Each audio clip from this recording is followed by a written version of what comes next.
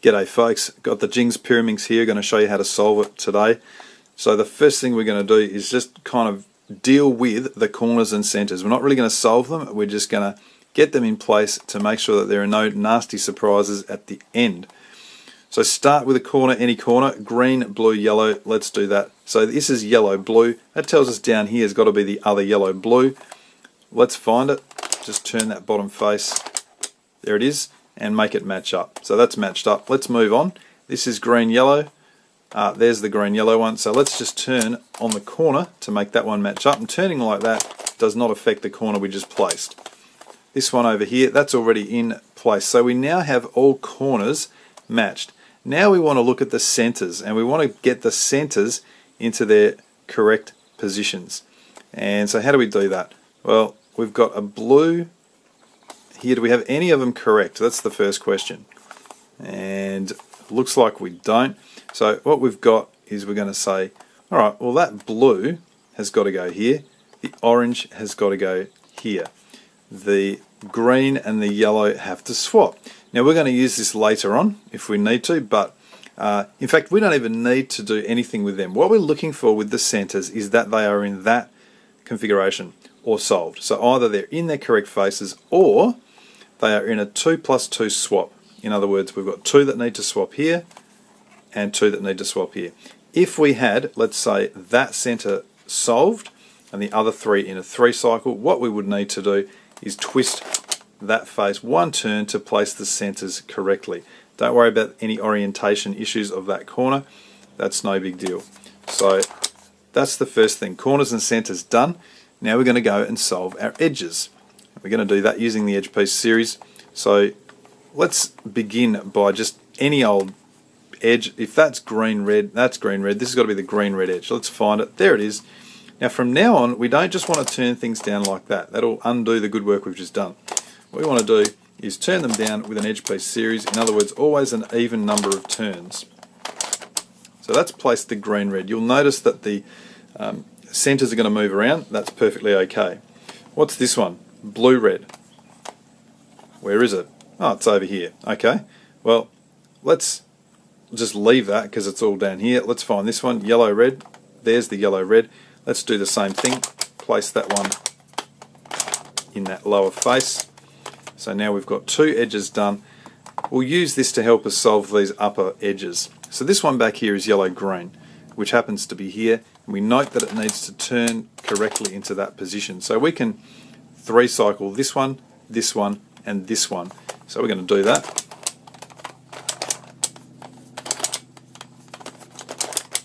That's done, and that will leave us 1, 2, 3 edges in some configuration which will either be solved or it'll be this, which is 1 solved and the other 2 flipped in position, or it'll be a 3 cycle. So this is actually probably the hardest thing you'll get.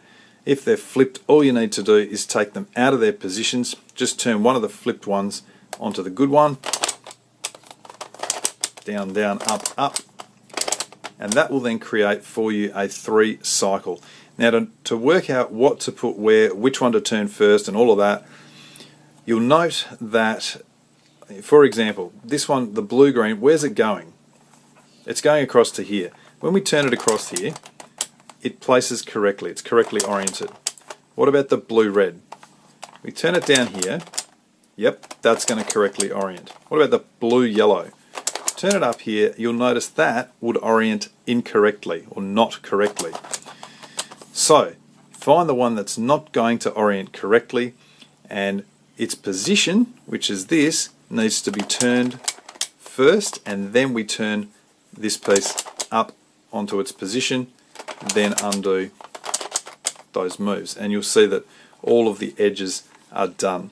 Now in this particular case, all of the corners are actually in and solved, so I'm going to cut to a case at the end where the corners are not. But what have we got left? The centers. Now you remember we had a 2+2 swap before. If we continue to do the even number of turns, we're again going to have a 2+2 swap like here, or we're going to have them all solved. So with a 2+2 swap, all we need to do is hold the puzzle like this and turn on the corner here and just go down, down, up, up 3 times.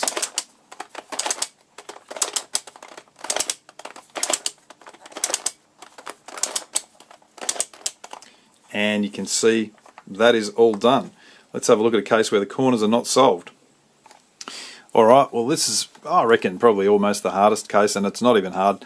We've got one corner that's solved, and we've got 3 that are in position. The corners are going to remain in position if you follow my method. Even when you do the edges and the centers, they're just going to rotate. They're not actually going to go out of position. So here we've got 3 corners that are twisted. Now if you can't have one corner that's twisted. If you've got one corner that's twisted, somebody's grabbed your puzzle, pulled out an edge, pulled out a corner and rotated it. It's just impossible. You're going to get either 2 corners that are twisted, 3 or all 4. Now if you have 3, they're all going to be twisted in the same direction. So you can see this needs to be twisted clockwise to go in, so does this, so does that. If you just have 2 or 4, you're going to have 2 that need to be twisted clockwise and the other 2 anti-clockwise. So how do we deal with them? We've solved the centers and the edges, we don't want to disrupt that. Well, what we're going to do is, you remember for the centers we held the puzzle like this and we went down, down in that manner. What we're going to do here is hold the puzzle like this, and so just a subtle turn. It used to be like that, now it's just like this, so the edge is on top rather than the center. And we're going to do almost exactly the same thing. We're going to firstly move these 2. We're going to concentrate on these 2. So we don't care what happens with these 2, because to be brutally frank, they're going to swap. They're going to change, and then we're going to actually swap them back. So we're just going to concentrate on 2 at a time. So here's what we do. We go down, down, up, up 3 times.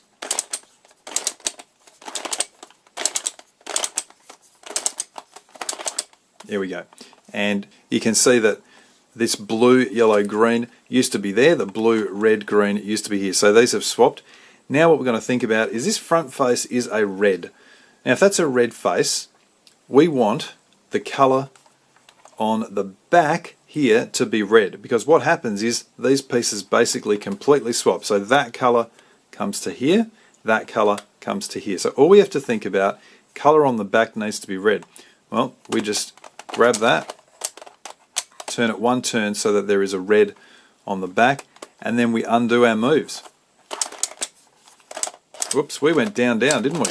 So we're going to go down, down, up, up 3 times.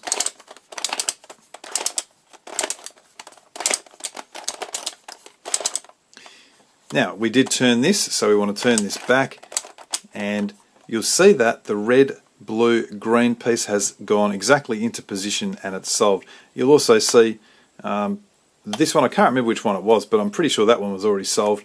That's remained solved. So now we've reduced it down to 2 corners that need to be twisted, and this one needs to go clockwise, this one needs to go anti, but it doesn't matter, just do the same thing. And just to show you, it can be down, down, up, up, or up, up, down, down. Let's do this up, up, down, down.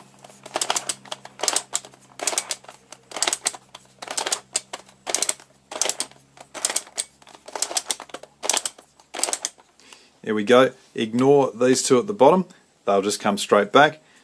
This face is a red, so we look at this corner and say red needs to be on the back, and we've now put it on the back. Now you might be thinking, what about this? Why don't we have to think about this? Well, these 2 will come back, so they'll be done, and we know that this is going to come over here and be done, and it's impossible to have one twisted corner, so this in the process is also going to be done. If you look at the colour here, that's a green colour, and you'll see that it's going to go to the green face. So now we can undo.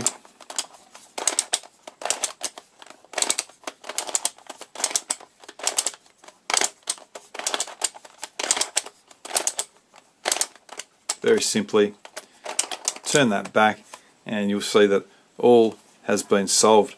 This Jing's Pyraminx has been taken care of. Not too difficult, I hope you'll imagine. Check out my review of it if you want, and thanks for watching.